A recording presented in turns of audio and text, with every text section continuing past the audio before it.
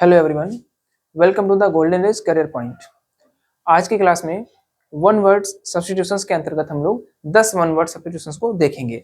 ठीक है, पहले उनका हिंदी में अर्थ देखेंगे, फिर एक्सप्लेन करके उनको समझने की कोशिश करते हैं। तो पहली क्लास में 5 मैंने बताए थे, ठीक है, और आज की क्लास में हम लोग 10 वन वर्ड सब्स्टिट्यूशंस को देखेंगे। चलिए देखते हैं। पहला लिखा हुआ है आपके सामने, अ कोर्ट और open space usually rectangular and enclosed bye a building. ठीक है, पहले इसके अर्थ को समझते हैं। देखिए क्या कहा गया है। एक कोर्ट, कोर्ट का मतलब दरबार भी होता है, ठीक, खुली जगह भी होती है। तो कह रहे हैं कि एक दरबार या फिर आंगन जैसा और ओपन स्पेस या फिर खुली जगह, ठीक है। यूजुअली माने सामान्यतः, रेक्टेंगुलर मींस क्या होता है, समकोण पर स्थित हो, जो समकोण हो, ठीक है, समकोणीय हो। एंड एनक्लोज्ड माने घिरी हुई हो, बाय अ बिल्डिंग, इमारत के द्वारा।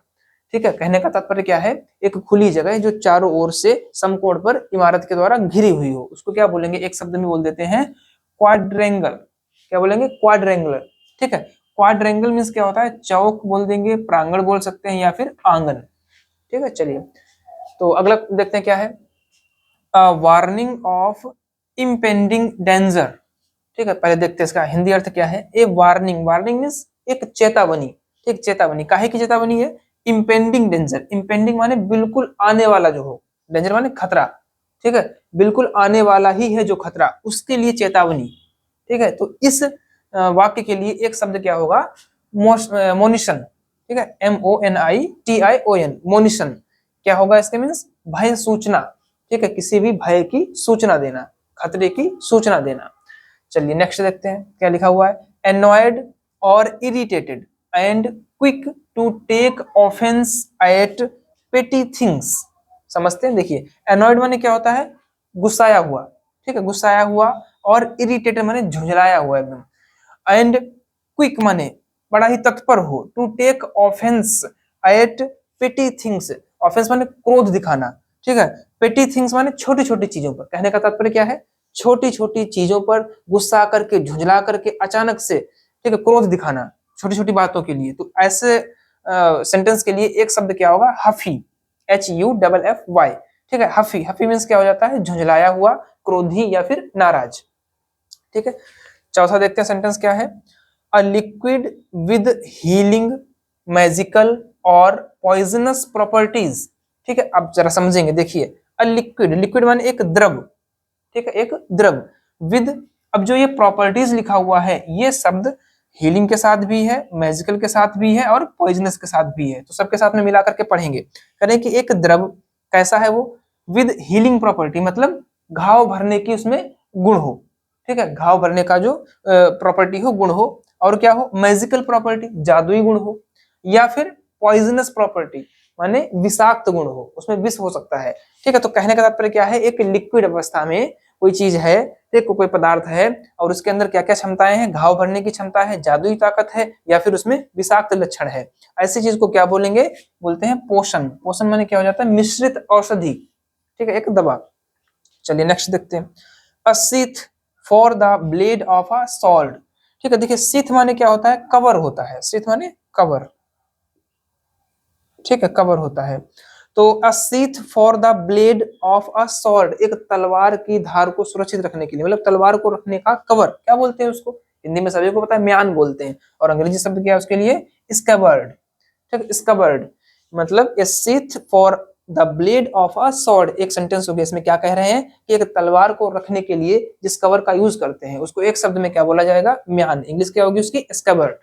ठीक है, चलिए छठा देखते हैं यहाँ पर क्या सेंटेंस है, a state of disorder due to absence और नॉन रिकॉग्निशन ऑफ अथॉरिटी और अदर कंट्रोलिंग सिस्टम्स।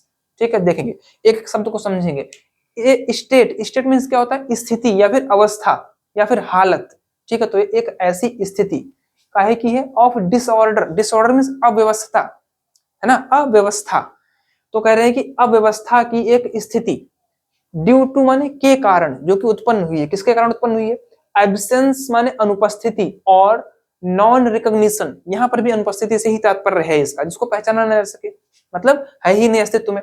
तो कह रहे हैं कि एक स्थिति है, काहे की अव्यवस्था की स्थिति है, जो कि उत्पन्न हुई है किस वजह से, अनुपस्थिति, या फिर मतलब उपस्थित नहीं है, बात एक ही है यहाँ पर। ठीक है, क्या चीज नहीं उपस्थित है, अथॉरिटी, अथॉरिटी माने सत्ता, जिसके पास में पावर हो, और अदर कंट्रोलिंग सिस्टम्स, या फिर अन्य नियंत्रक सिस्टम माने तंत्र।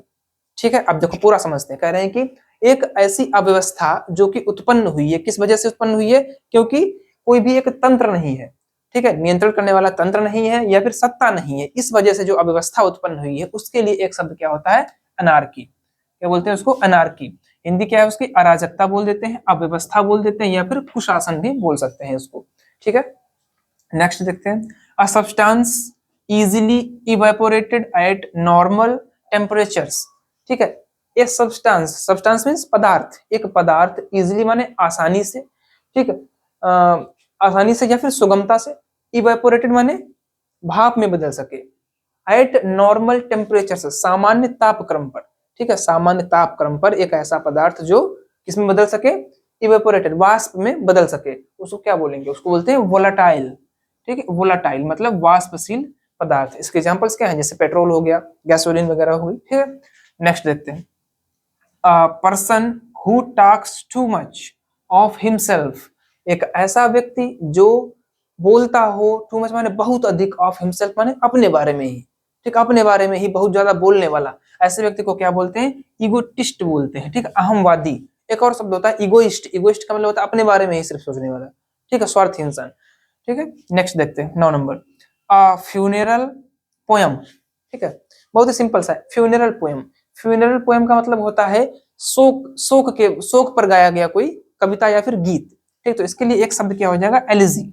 ठीक है, एलिजी यानी एलिजी बोलते हैं इसको, एक शोक सूचक गीत। ठीक है, दुख प्रकट करने के लिए गाया गया गीत। अगला क्या है लास्ट?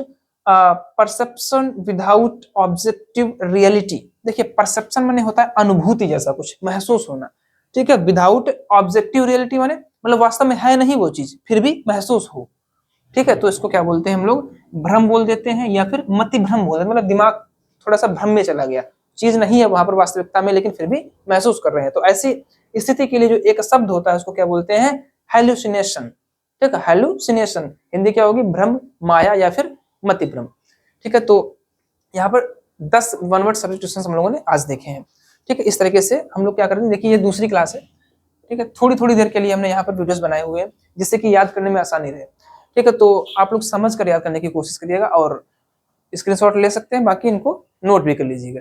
ठीक है, तो तैयारी अपनी करते रहिए, बने रहिए गोल्डन रेस कैरियर पॉइंट के साथ में। Thank you very much.